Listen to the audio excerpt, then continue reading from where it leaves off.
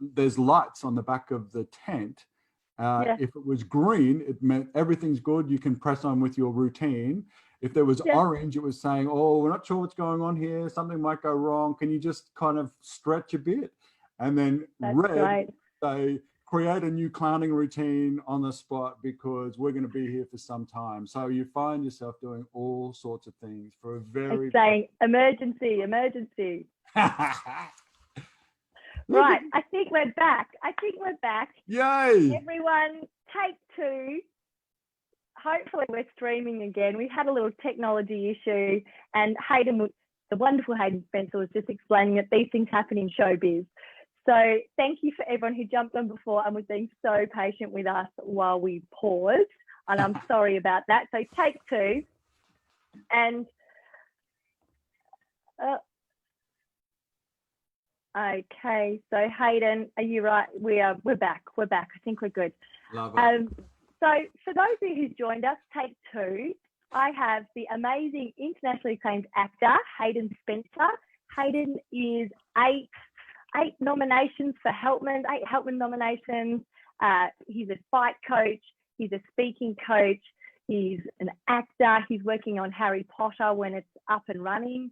And essentially, he is a legend of the stage and screen. Thank you, Hayden, for joining us. Oh, thank you, Annie. I don't think I've ever been introduced in such a manner before. I've finished my performing life. I've reached the summit. And you've been introduced twice like that now. This is the second time. So for those of you who jumped on before, we had a technological issue. Fingers crossed we're back on track. And it's kind of an interesting segue into what we're talking about, really, us having a technology issue, because Hayden has joined me for a chat about the first 30 seconds. And the first 30 seconds, Hayden, can you tell me, what are they? And just give me the rundown. Well, I remember having a conversation with you a little while ago about the first 30 seconds of any performance, the first 30 seconds of any presentation is without doubt the most harrowing place on the face of the planet. I don't think there is any worse place that a human being wants to be. I would agree with you. and people historically, humans don't like to look monsters in the eye. You know what I mean? So we go, oh my God, when I get up there, I have to see those people. I'm going to die. I'm going to feel sick. I don't know what I'm going to do. I don't know if I can be in control of my faculties. But rather than doing something about it or making some preparations for it, they just kind of go, I just hope I survive. I hope I'm alive. By the 40th second mark, I'm going to be fine. But in the first 30 seconds, I'm just going to hope my stomach doesn't turn over and just cope. But I don't know whether just coping is the right way to go. And so, you know, we had a chat about what you could do or to try and overcome that situation. So Hayden, just to circle back on that, why do you think it's so harrowing? So saying because we don't know how to cope, are there any other things why it might be so like nerve-wracking for people? Well, I think if it's important enough for you to be presenting about a subject, it's important enough for you to want to do it well. And if it's important enough for you to do it well, then there might be other people who are counting on you to do it well. So there's all these other stakeholders that are involved in it, and you start to feel pressure from yourself. You start to feel pressure coming from your colleagues. You don't want to let your colleague down. You want to do the subject justice. You want to do the producers justice. You want to do the business owners justice. You might be speaking on behalf of another product or another client and going, you're arresting their best interest into your presentation. And if it's that important, then chances are there's going to be an audience who come along to listen to you. And so they want to get something out of it. So they're sitting there ready and looking into you going, okay, I want to get something out of it. You know, you feel nervous, you feel worried. You're worried that you might not do it well. You're worried that you might stuff it up. You feel pressure. You feel pressure from everywhere, from yourself. You don't trust yourself. So talk about that pressure a bit more. So where does that pressure come from, do you think? Well, I think sometimes it comes from not having a template for building presentations. Does that make sense? You sort of you're saying, I need to be able to control this situation. So do I write out every single word of my presentation, and then I find myself locked into this presentation that I'm going to read? Do I want to wing it and just see what happens? You know, you need to be able to trust yourself. You need to be able to trust your material. And these are the things, then this is where, you know, I feel like your frontal lobe, your rational brain, whose job, very importantly, is to help you from to help you to keep safe. It stops you from being hit by cars.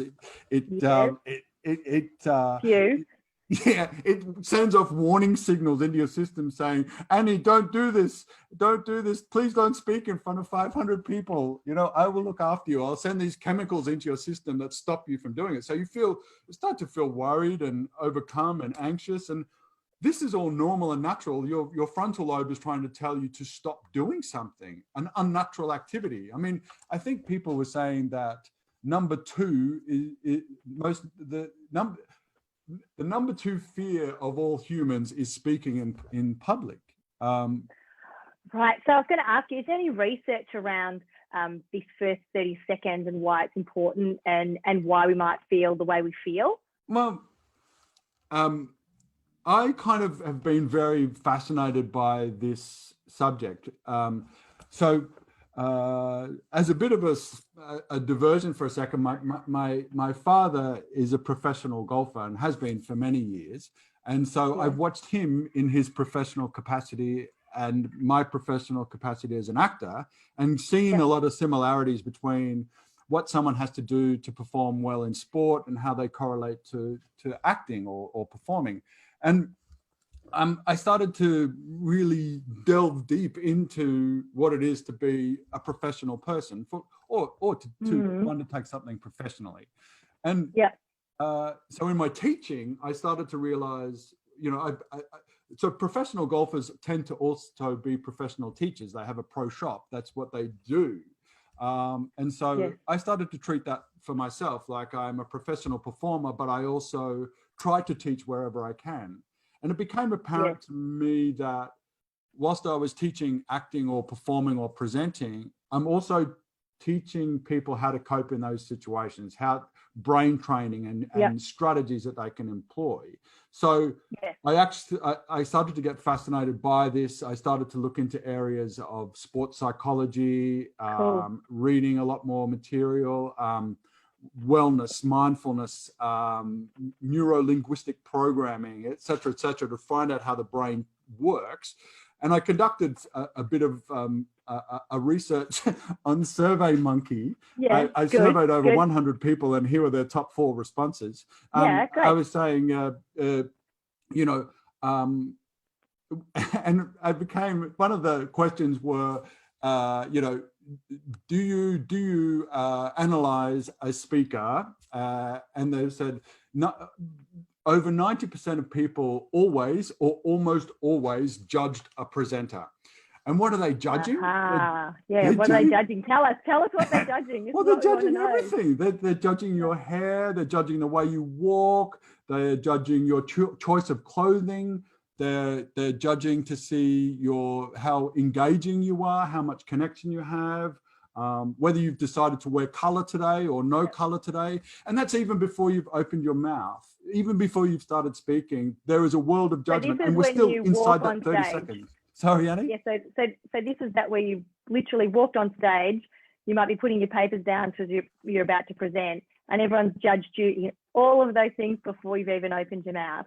Absolutely. Wow. And I mean, this is pretty frightening. It's frightening, and it's real, and it's not set up. But this is what I like about it, is to say, let's look this monkey in the eye. Let's go, okay, let's find out what's happening here, and let's create systems and strategies to help ourselves. So one of those might be, I listened to Kevin Sheedy the other day, famous football coach, and famous for doing particularly well in grand finals, in AFL grand finals.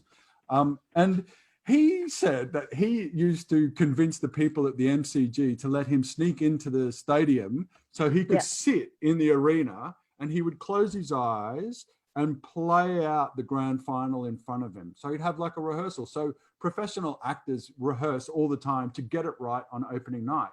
People who are in presenting capacities will often say, we'll just arrive cold to a venue and not get that experience, you know? So I often suggest to my people that I coach in speaking to say, doesn't matter, even if that speaking engagement is in Denmark, catch the plane 2 days before and go and deliver your speech a couple of times in that place, in that space, and get yourself ready.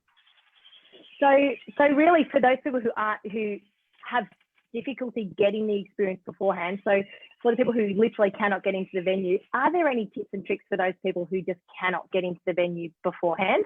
Yeah, absolutely. So I guess there's a couple of things. There's a couple of things that come to mind. Firstly, the people in the audience are judging you. We've got to accept that. They are judging you initially. And we're animals, true, you know, so we're kind of going, I'm trying to get a read on this person. And look, if we've got our vision right, if we have our vision of ourselves, a vision of our brand, the vision of our company, our vision for the play or the performance right, then we want them to judge. We want them to judge away because it's actually a celebration of what we believe. Like if you think about Cirque du Soleil as a company that I've performed with, fortunately, for a number of years, if you think about it, you enter their tent, you engage with their grand chapiteau, you go through the concession tent and through into the chairs, and everything imbues their vision. And I think that's a really great thing. So as a speaker, you want to do a few things. You want to try to stay calm. You want to stay in control. You want to keep yourself available. You want to keep yourself relaxed, and you want to meet people on their level. You really, really do. The other thing I would suggest to do. So how do you meet people on their level? So how do you suggest we might stay calm and in control and be able to meet people on their level? What would you do beforehand? Well, I think one of the things I would really suggest to people is to take a bit of a look at nervousness. I think nervousness is one of the big debilitators of any performance, of any presentation. Reason being is that you're not getting access to the full gamut of your performance capabilities. So nervousness can only be seen, in my mind, nervousness can only be seen as something that you want to control. How do you control nervousness? Well, you know, breathing, good preparation, going for a walk, try to work on your physicality. There's, you know, so go and see the good people at Performance Medicine to assist you in getting your body and your heart rate down, because you know it's going to spike when you get to that speaking engagement. It's going to spike. So what can I do on my body to get myself calm and aligned and ready? The other thing is to change your view and your language surrounding nervousness. My son is an aspiring young cricketer. He's Mo. G'day, Mo. Hope you're on Facebook. Get off your phone, Mo. He's an aspiring young cricketer, and I talk to him often about reframing the idea of nervousness. So I get him to use the word adrenaline. Now, adrenaline is a completely different approach to the same idea, but adrenaline. A healthy dose of adrenaline is going to make you think better. It's going to think faster. It's going to help you think more clearly. If you have too much adrenaline, you're going to lose your composure. But if you have a small amount of adrenaline, it's going to be perfect. So you actually do want, dare I say it, a little bit of nervousness to help your performance, or a little bit of adrenaline. So what we've done. So that's thinking about nervousness, so tipping it on its head rather than going, oh, I'm getting nervous, but like, I'm getting adrenaline. Is that what you're saying? Yeah, absolutely. Cool. And adrenaline, you know, people talk about adrenaline junkies. So people start to welcome this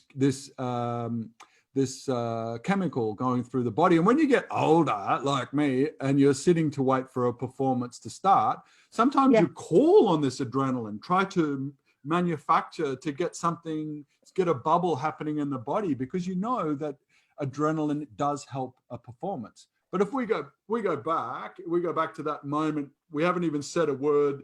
The audience are judging us. Yeah. So this is where I say, this is where I'm saying, so be calm, be in control, be confident, look great, look up. Yep. I always think that if you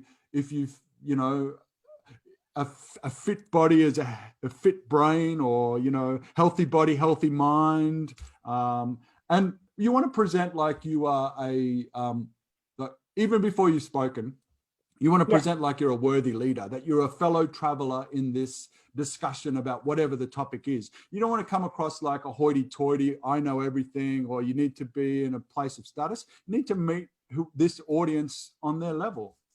So is that your body language? So when you walk on or you get presented and you're opening, you've got to have the open body and make sure your body language is matching the tone of the audience? Or do you say that?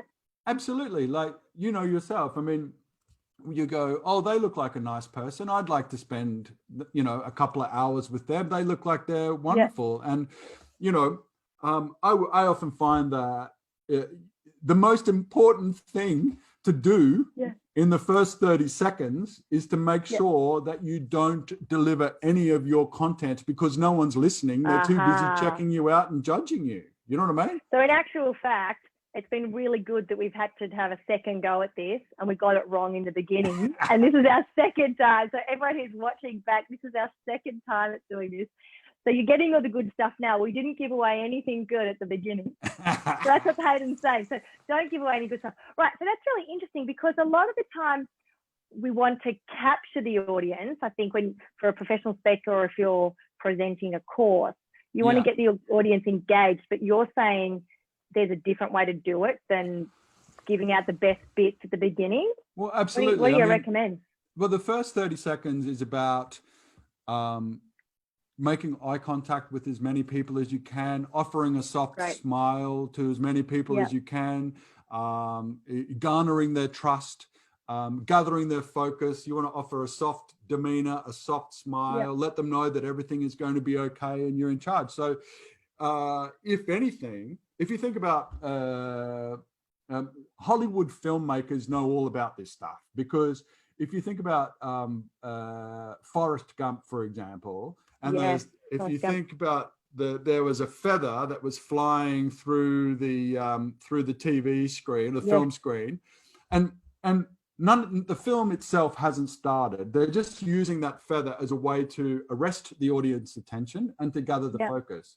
Now, my father was an expert at this, because he would select a TV show that he was going to watch every night. He would turn it on, and then he would go away and go and get a cup of tea, and then come back knowing that the film wasn't going to start. And then there's an amazing hook that takes place.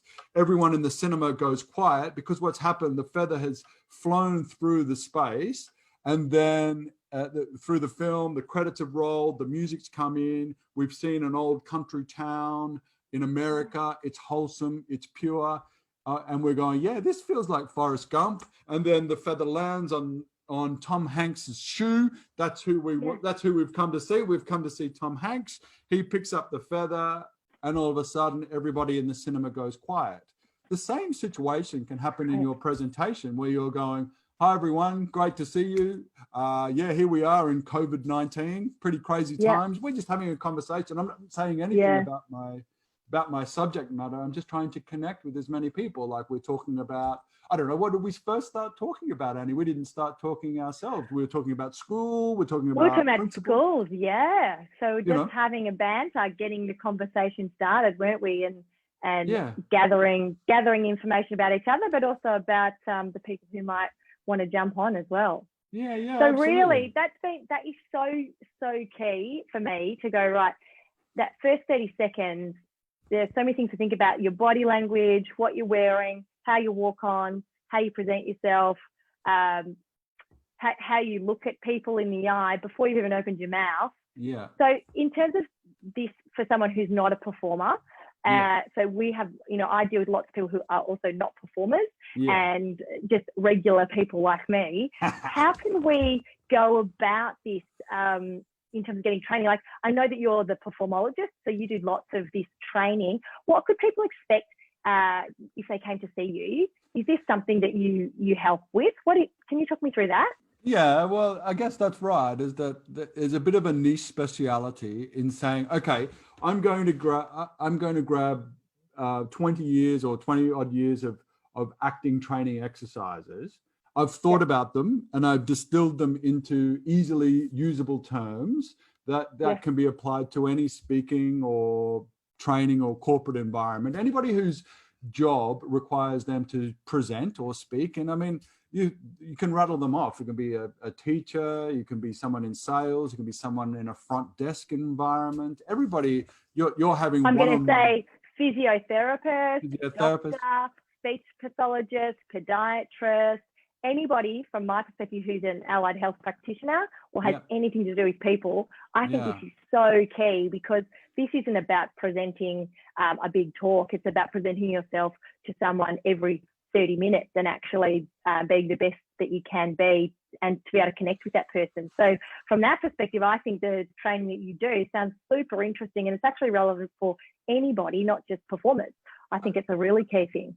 And I think in the current climate, which I think, it's possible to say that the world is going to be changed forever. People are going to continue to use technology like this. So people are becoming TV hosts and presenters, whether they realize it or not. A lot of people a lot more time is being spent on the computer presenting in these manners. So, it makes sense. This stuff is really important, isn't it? Absolutely. And what are you trying to create here? You're trying to create rapport with the people that you're speaking with. You're trying to create a connection. You want something that's really well structured. And so I guess what I would be offering people is a series of exercises that connects them to themselves and to some really great ideas and strategies that will help them in their performing life. That is so awesome. So Hayden, we might wrap it up because it is Thursday night, but I have just Thursday night take 2 for all those who've joined us. We've just been speaking to the absolutely amazing, internationally acclaimed Hayden Spencer. What a superstar. The key things, though, that first 30 seconds of anything, it doesn't matter if you're a physio like me, or you're a performer and you're about to go into an audition, or you're a CEO and you're about to do a speech. That first 30 seconds about how you present is really key, and it can probably make or break you a little bit, I think, to gain trust. And Hayden has just had such amazing key things. I think my top takeaway from that was, don't give away your best content in the first 30 seconds. Basically, keep it in, wait till you've engaged the audience. So I think that's been really a great learning for me. And I'd love it for people to, if you manage to watch the session that Hayden and I have just had, pop in the thread what you think you might do differently in your first 30 seconds of anything that you do in your job. So it doesn't matter if you're an allied health professional or you're a performer about to do an audition. What would you do differently? And what we'll also do, Hayden, we won't drop into the thread that Forrest Gump link. Oh yeah, I found that Forrest Gump link. So the one I was talking we'll about. That Forrest Gump link in for people if you're interested and you want to find out a bit more. And also head on to Hayden's Facebook page, The Performologist. So he's got all the bits and pieces there, and get in touch with Hayden for sure. So Hayden, thank you so much for joining me tonight. It took a little bit with the technology, but I think there's a lot more discussions that we can have in the future. So watch this space, everyone, and don't forget to tell us what you might do differently in your first 30 seconds tomorrow. Thanks, everyone. Thanks, Hayden. Have a lovely evening. You too. See you later. Bye. Bye-bye.